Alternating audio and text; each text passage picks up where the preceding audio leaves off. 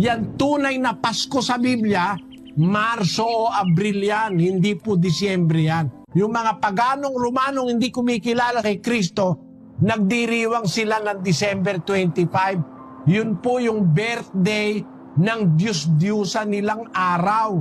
Napakamali po.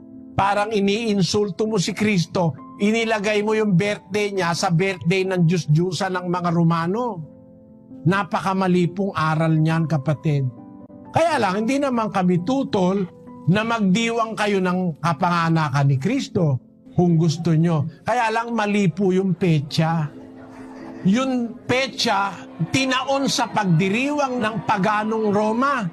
Yun pong paganong paniniwala na ang kinikilala nilang Diyos hindi si Kristo.